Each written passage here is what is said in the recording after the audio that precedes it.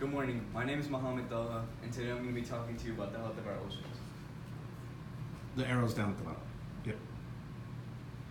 The topic in particular in which I'm going to be addressing is the extent that ocean acidification has affected carbonate-based sea organisms and coral reefs. Ocean acidification is defined as the ongoing decrease in the pH of the Earth's oceans. pH is defined as the acidity of a solution on a scale from 0 being very acidic to 14 being very basic. The ocean previously had a pH level of 8.2, but in the last 50 years it has lowered down to 8.1, a 30% increase in acidity.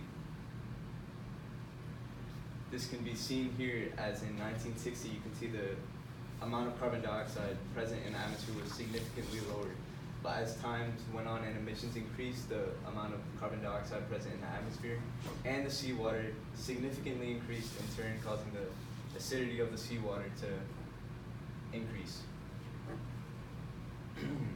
This in turn has had a major effect on carbonate-based structures, as organisms with carbonate structures spend essential energy repairing the damage caused by dissolution as the acidic water wears down on the carbonate structures of these organisms, such as their shells and skeletons. They spend energy that can be used towards other functions such as reproducing and growing, and this in turn has resulted in overall lower reproduction and growth rates, in turn causing less nutrients in the entire food chain as a blanket effect over the entire ecosystem. As one organism becomes less plentiful and less efficient in producing nutrients, it affects the entire food chain. First example of this was discovered in Antarctica in 2003 by the Smithsonian Ocean Institution. As you can see in this experiment done by National Geographic, they took a shell of a sea butterfly, and over the course of 45 days you can see as the shell significantly degrades. After 15 days it begins to become translucent, and by the 30th day the mass of it begins to decrease, and by the 45th day the mass of the shell has decreased to almost half of what it initially started with. Coral reefs are also affected by ocean acidification. According to the National Academic Press, increased ocean acidification has been shown to bleach and significantly reduce the ability of reef-building corals to produce their skeletons, while also changing the fertility rate. So as the acidic water wears down on the skeletons of these coral reefs, they have to spend essential energy that could be used towards other functions, much like the previous organisms discussed.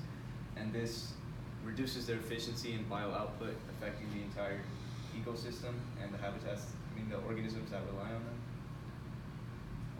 This can be witnessed by these pictures taken by Ashland Marine Biology in 1980.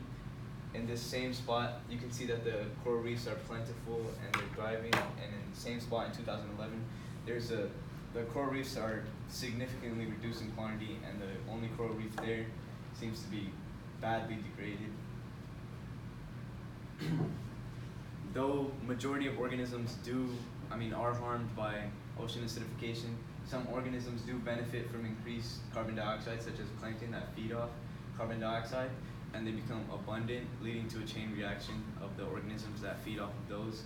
And though this chain reaction is beneficial, it's minimal compared to the entire blanket effect of ocean acidification, causing negative effects on majority of the ocean. Us humans at the top of the food chain are also affected, as an experiment done by the New Food Economy showed how they took shrimp that was grown in acidic water and shrimp grown in healthy waters, and in all cases the testers that tasted them said that the acidic shrimp tasted worse. Our food is not only affected as the systems that we rely off of the ocean, such as fishing and medicines and assets we retrieve, those systems become less efficient and beneficial to us due to the blanket effect of acidification on the ocean. And though majority of the organisms and ecosystems harmed by ocean acidification are in the ocean, only us humans at the top of the food chain can reduce ocean acidification by reducing emissions and increasing absorption of the carbon dioxide, while also improving legislation. So activities such as deforestation remove essential plants that absorb carbon dioxide, and we can replant trees that we take down, and we can also plant algae within the ocean to help better absorb the carbon dioxide, while also reducing emissions such as fossil fuels caused by burning of coals and things of that matter.